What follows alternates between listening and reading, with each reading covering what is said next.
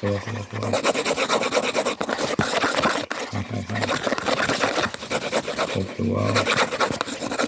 Hope you're swell. Hope you're wavy. Hope you're, hope you're, hope you're gravy, gravy, gravy, gravy. Really nice. Started playing this game called Bulletstorm. Thought I'd check it out. I remember seeing it back in the day when I was younger, when I was a teenager. I'd see it in the stores. Never picked it up though. But they released a remastered version for the PS4 a while ago. And I saw it. I ended up downloading it on my PS5 just to check it out. I was pleasantly surprised. The dialogue is written really well. I really like how they wrote the dialogue. It's funny, it's vulgar.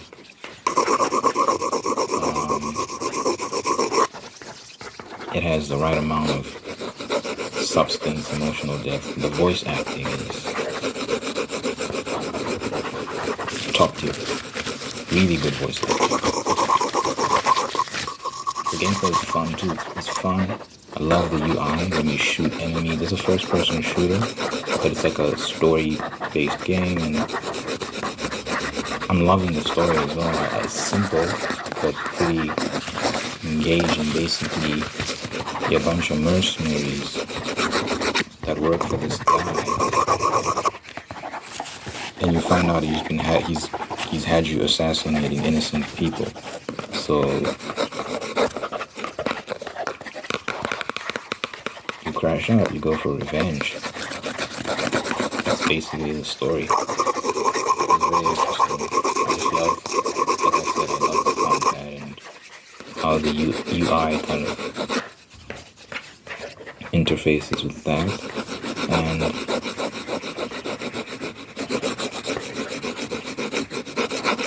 it's just fun. It feels like an arcade shooter, you know? So I'm still in the early stages, so I think it's just gonna get better. We'll see. Another news, working on my book, making progress, making slow progress. Making slow progress. But you know, it's just something I'm taking my time with because, yeah, I think the story has a lot of potential to be something truly astounding.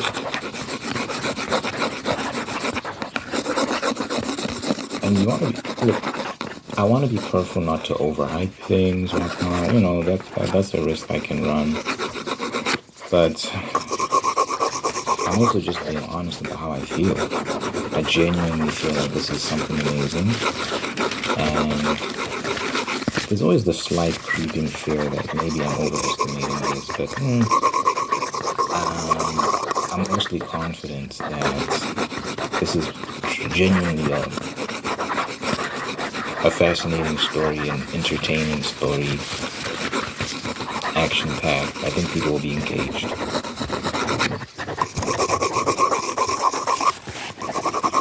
I wouldn't say it's an easy read, but I think it's engaging. I think it will keep you there.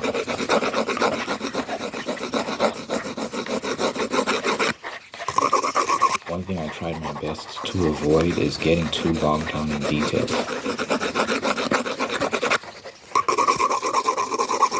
I want people to just stay immersed, you know, so I don't want people constantly looking things up, like what does that mean and what is that? Like, so for example, when you're describing architecture, this is set in like, I would say 18th century time period. It's fantasy, right? So it's a whole new world. It's not based on any real place.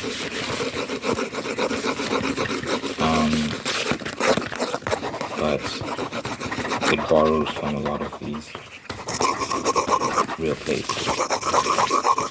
But I would say it kind of fits into that 18th century time period. So maybe like late 1700s. So when you're describing that time period, the architecture is different, the way of life is different, and there are a whole bunch of words you might use that are not common in this modern era. And part of dealing with that problem, I think, is also using modern language, which can be seen as anachronistic. Like anachronistic meaning, using words or elements that are not fitting within that particular time period. So, for example, when it comes to cussing, I'll use the F word, which I do think existed back then, but it wasn't used nearly as much, or maybe not in the same way as it's used now. But I think by using it, I'm trying to use it sparingly. I don't want to use it too much. And part of my editing process is also trimming that down, because I did notice that I was using it quite a lot. But what I like about the F word is it just evokes a certain emotion that a lot of these other words don't. I think the issue with what I noticed with expletives, vulgarity from that time period, it's very moist. It just doesn't, it's not as aggressive, it doesn't evoke the same reaction, So by kind of modernizing it a little bit, I think it makes it easier to digest for a lot of the modern audience, while also giving it that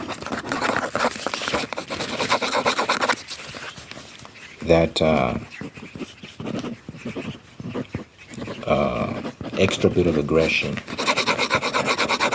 that modern expletives have, that the old ones didn't. Like, you should just go on Google and just Google like old swear words, old expletives and whatnot, and look at the way people used to cuss each other out. It's just whack. It's just whack.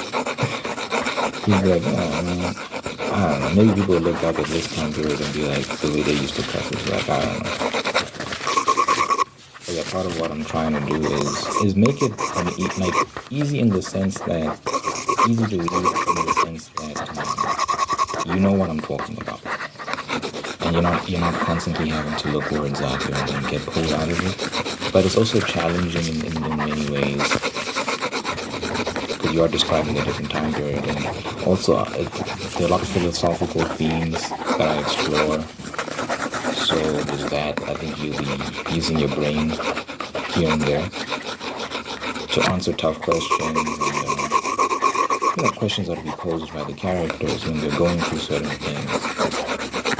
So I think it'll be an interesting journey for sure.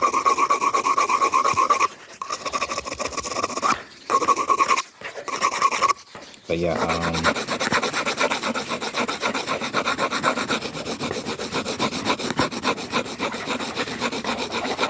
with regards to just taking my time,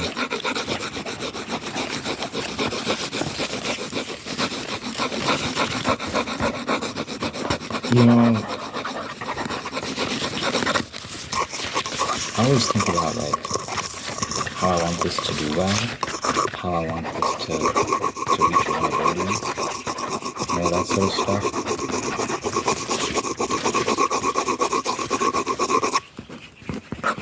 And I pray for that. I'm hoping that happens somehow. Y'all should share it on TikTok. If you read it and like it, share it. Book talk is a growing thing, and I think I could benefit from that. So y'all should definitely share it if you like it. I do think about it being successful and all those things. That'll be nice, that'll be amazing.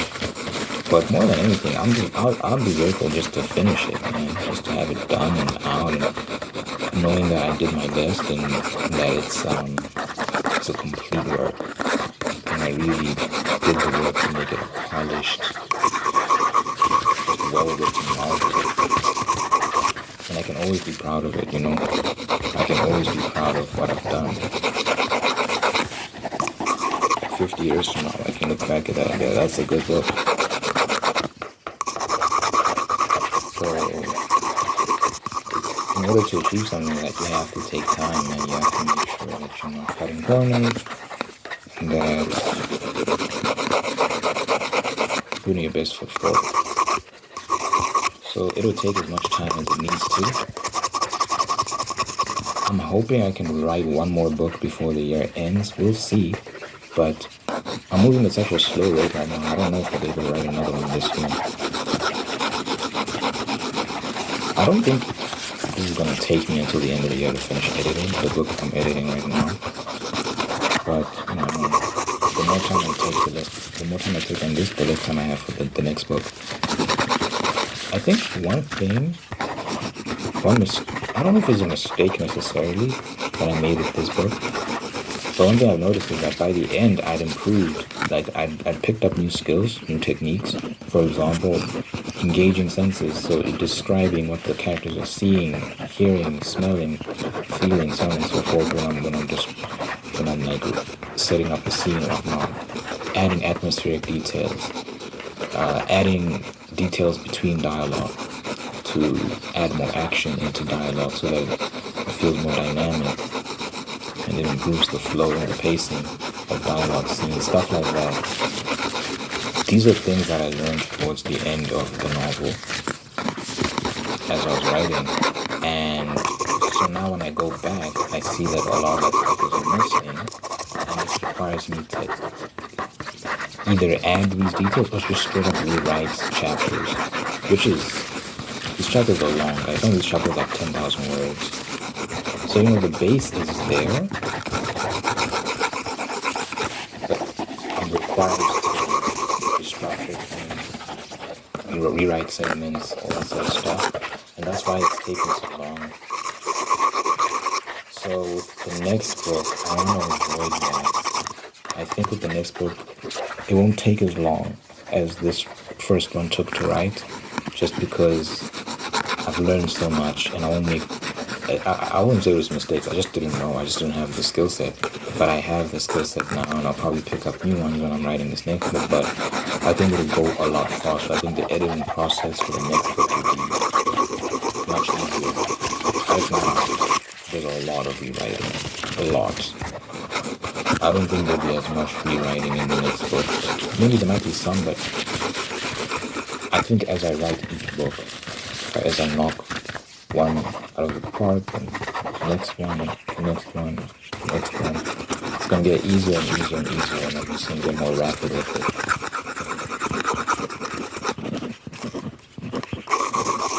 Now I'm just taking my time.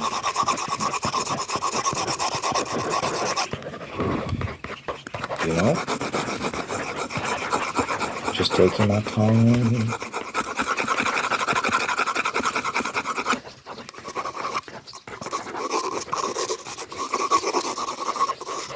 But I really do want this to be something that people enjoy, something that people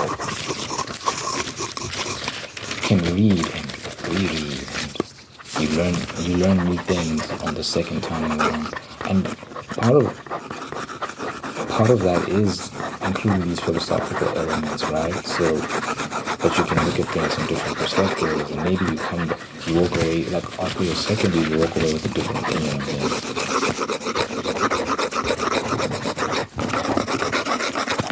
Giving characters enough depth so that perhaps on a second read through you can start viewing them in new ways that you weren't viewing them before. So yeah, I really want this to be a proper book that people cherish.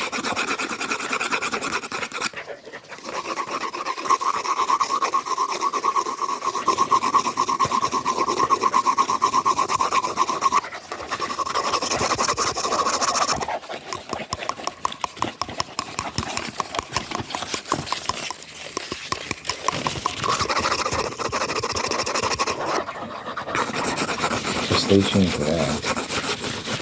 I'm enjoying myself. I'm having fun. But yeah, like, just gotta bide my time. The passion.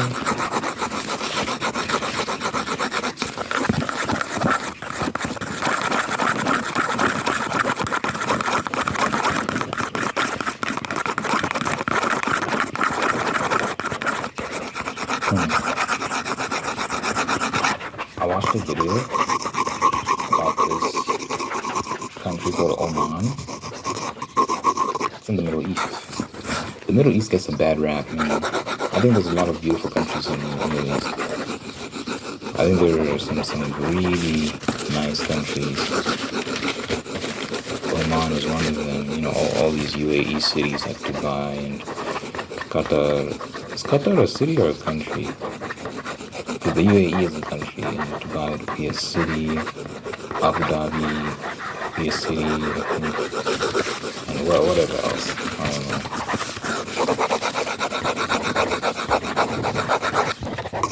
But Oman in particular, Muscat, capital city. Beautiful. Really looks nice. I'd love to visit. See what's going on. A lot of beautiful countries around the world that I'd love to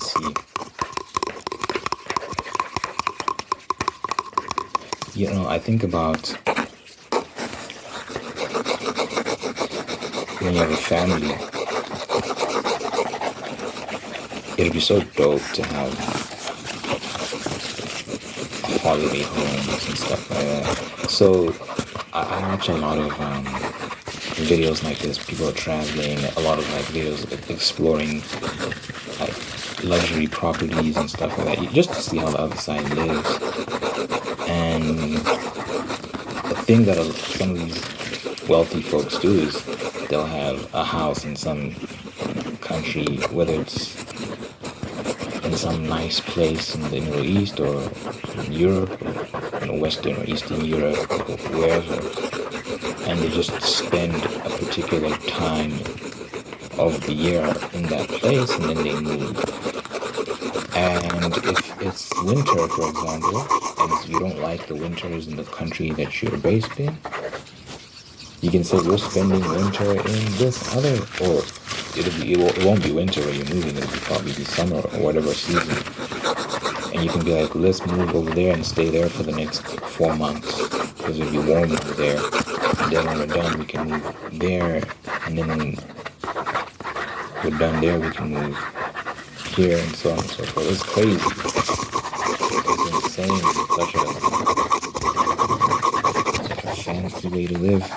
But that's definitely something I would aspire to. It looks nice. And you know, you get to experience different environments, different cultures, different vibes throughout the year.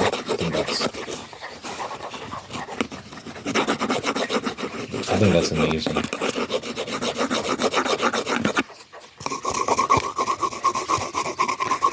So that would definitely be something I would love to do. I love watching videos like that. It just helps me dream and conceptualize things that I've never even thought about. I didn't even think that was possible. But then you see it and you're like, wow, that's how people are living. It's crazy. It just gives you a vision for the future, you know, what you want to attain for yourself. Someone asked a question about, what video was this? I can't remember. It was like, I think someone had asked Mr. Beast, like, have $10 million or 10 million subscribers, like 10 million YouTube subscribers, which I thought was a silly question. Because if you understand YouTube and how YouTube works, 10 million subscribers does not equal $10 million at all. There's no guarantee that those 10 million subscribers are going to translate to $10 million, especially like instantly. Definitely not. So I think I'd much rather take the $10 million because that's life-changing money. If you handle that money well, you'll never have to work another day in your life ever again. That's redundant. You'll never have to work another day in your life.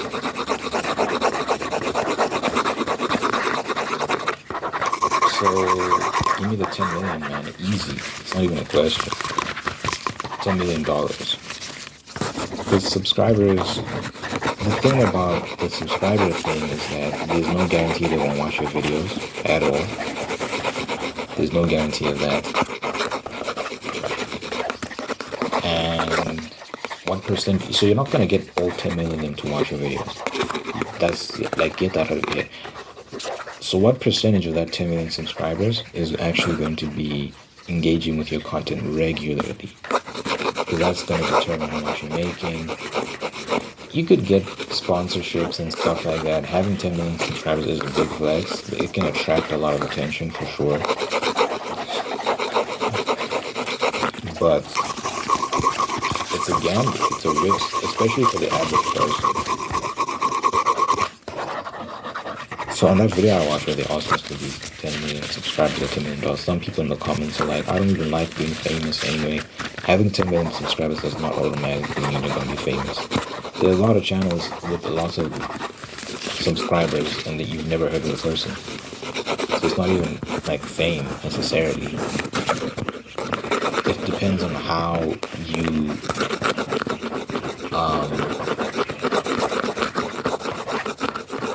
take advantage of that subscriber base. And are you uploading regularly? So I think it would take you years. I think it would take you a lot of time just off of videos alone. Realistically, and that's if you're doing it right. I think it might take you years to get to $10 million if you're like the average person. You have to have something interesting to talk about, something interesting to show the audience, and also like, there's a lot to consider. Give me the 10 million, and then what I'm gonna do with that 10 million, I'm blessed because my mom is an architect and she understands real estate and she knows that world and has connections. So one of the things I would do is invest in property. Invest in high-level property that can give us big returns on investments. Buy some apartments, rent those out, and that would be income that comes in regularly. I've been talking about on this channel how I would love to start a video game company. I'll probably set aside money for that venture. Start a small, get a small office, get a small team. Work with AI. DeepSeek is open source, so we'll probably use that to help us develop our own AI model. Develop our own personal AI model that can then help us develop our games with a small team. It will handle automatic processes like coding and all this tedious work that doesn't require much creativity, but is still necessary. Just to mitigate costs so we don't have to keep hiring people, and then we can pull off big projects as a small team, relatively big, and then put out a game. Hopefully that does well. If that gets us enough profit, we do another one, but I'll definitely set aside money for that. Wait, so let's break it down. I think I'll keep 2 million for myself just to have to do what I want with. Maybe like 1 million for the family, divided amongst the family, who needs what, take care of that. And then how much would I put into real estate? It's an interesting question. Would I invest in South African property or like American property? The South African property is very cheap compared to American. Like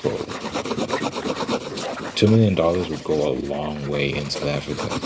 It would go a very long way. The property you could get, because here's the thing, right? American property depends on where you are in America, of course. One of the issues is that, so for a similar quality house in South Africa, like let's say you got the same house in America, the same house in South Africa, the South African one is going to be much cheaper, like significantly cheaper than it would be in a place like America. The markup would be insane. So maybe I'd rather go here. But there's so many considerations you have to make, like taxes and all this sort of things, regulations. So maybe not America or South Africa. Maybe I should start considering other markets. But I think it'll be easy to do South Africa because when my mom is here and the people she knows are here, so maybe it'll be easier to just do it here, despite all the obstacles with regards to regulation and taxes.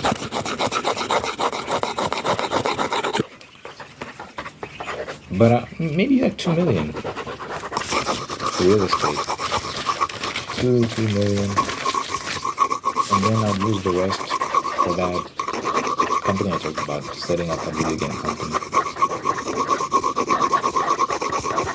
Because I believe in that. I think you should invest in yourself more than you invest in others and other things. Because investment is really, in a way, gambling. You're betting on something being successful. So whether you're investing in real estate, whether you're investing in the stock market, whether you're investing in cryptocurrency, all these things, you're betting on other people doing what they need to do for that to be successful. Whereas betting on my own business, so I'm betting on myself. I'm really betting on myself. So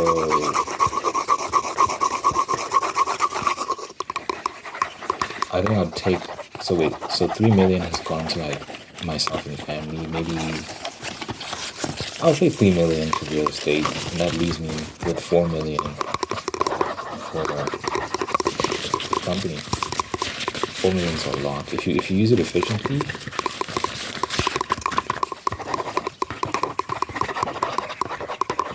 so who would be in the team?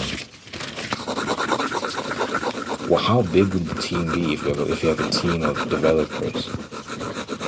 I want to make like an indie game, something indie that just introduces us into the scene.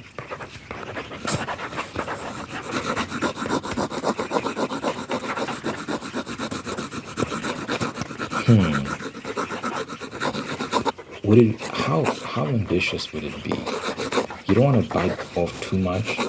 You don't want to bite off more than you can chew. I'm not sure.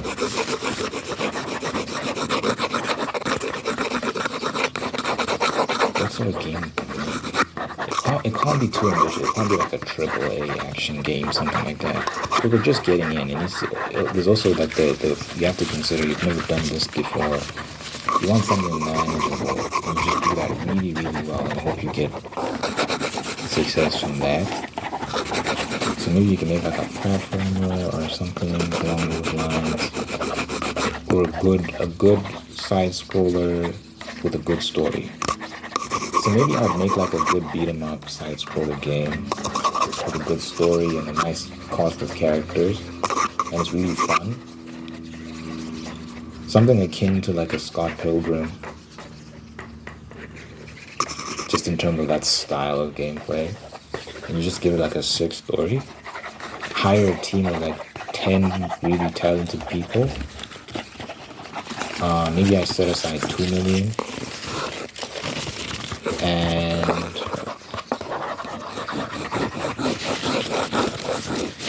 it'd have to be based in the States. I wouldn't be doing it here in South Africa. I'd be doing it in the States. So that's where the industry is, and that's where most of the talent is. Salaries, I think. Wait, what's the average American salary? I think the average American salary is like what, $40,000 or something like that. Maybe I'd give you like, I was gonna say 100,000 per year, but that's a lot of money. 100,000 per year is crazy. You have to be responsible with our budget. Let's say average American salary. Way off. $66,000. 66,622. That's a lot. Is that true?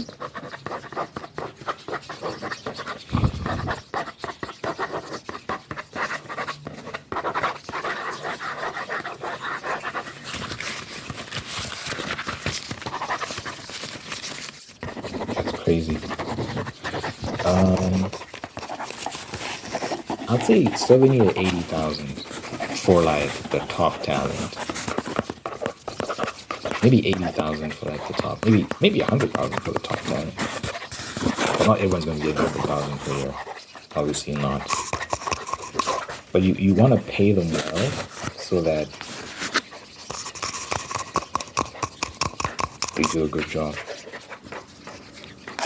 You set that aside. You account for whoever is in the company working, and you set that aside, and you know that people are going to get paid no matter what. Things happen. So you need. I was thinking. So we have 4 million for the budget, right? I was thinking 1 million goes towards the game, but you need. I don't know. A million is a lot of money. I've heard ridiculous budgets for some of these games that get made.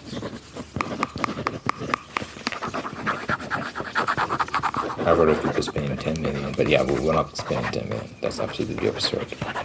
We're not spending anywhere close to that. So maybe 2 million, and we'll just have to make it work somehow.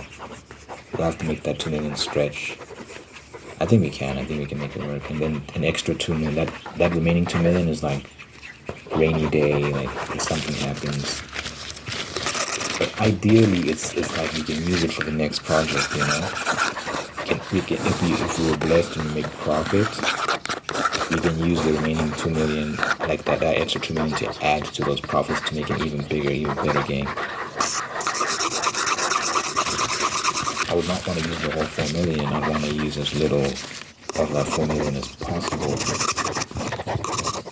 Obviously, pay the people the salaries they need, and then you gotta get the equipment, the expensive computers. You gotta get. Oh my gosh! You gotta get the office. You gotta get the this, the that. So I might end up using the whole 4 million, to be honest. Maybe not. Maybe 3 million. If you get the office space.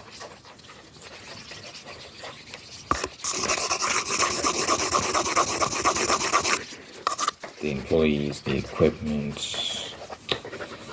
I don't know what other costs. There'll probably be a bunch of other costs that I'm not thinking about right now.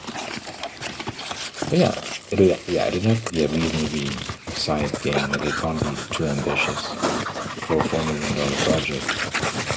But I think we can still do something impressive, especially if we integrate AI to help us. Because I think what can end up happening is a team that would have maybe a game that would have required 50 people can now be done by 10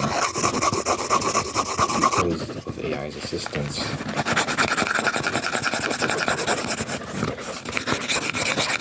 And when you're working long hours, that also helps as well.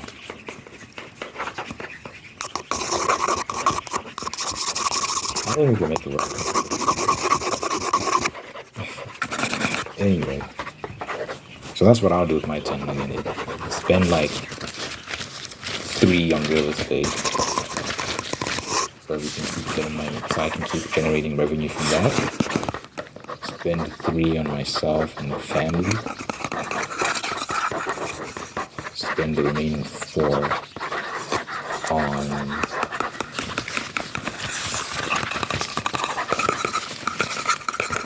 this company.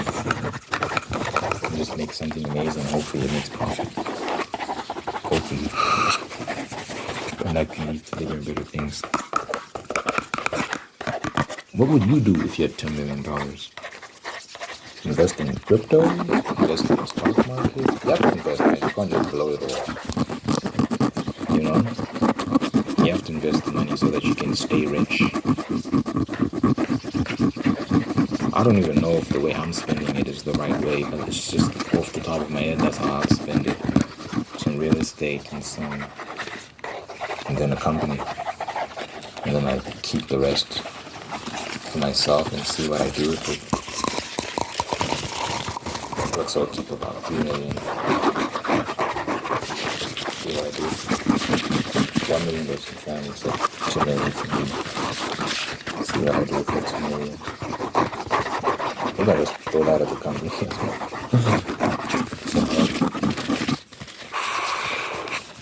We'll see. Buy a house. Buy a house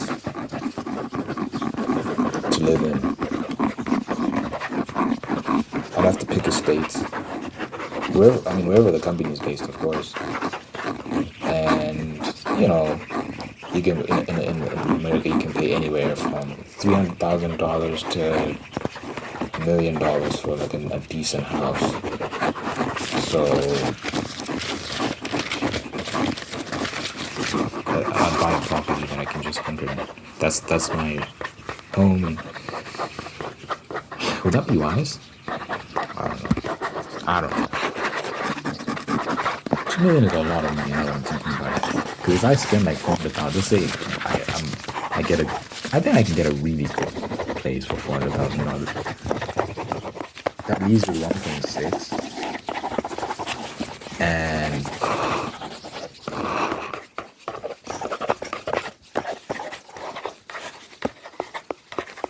you know that like groceries and all that sort of stuff, I'll be good with groceries for a long time. As long as I can splurge on dumb shit. I'm obviously not gonna get like a nice car and stuff. I just get a car that can, a very basic car that can get me from point A to point B. Something decent, but something it's not gonna be lavish. Like a Toyota or something. A recent one, but the goal isn't really flashy. The goal is to be able to move around and all that sort of stuff. And then, yeah, I don't know. Let me know what you think in the comments. That's a great thing for this. Your Father God, I thank you for this individual watching us. I thank you for making them whole and you can guide them on the path towards peace, prosperity, and purpose. Thank you for blessing this person with wonderful people in their life who love them, take care of them, bring them some best out of them. And thank you for maintaining the order so that they do the same thing. Bless this person with love and marriage and sustain the love and marriage, make you very, very, very happy. Thank you for blessing this person with the spirit of gratitude so they can give thanks for the wonderful things in their life and like giving thanks they can find peace and something and attract you more blessings. Let your presence be felt in this person's life so they know that you're God, that you're real, that you're living in yours, and good health, long life, and happiness over this person, everyone take care of. You might not pray in Jesus' name, pray, amen, amen, amen.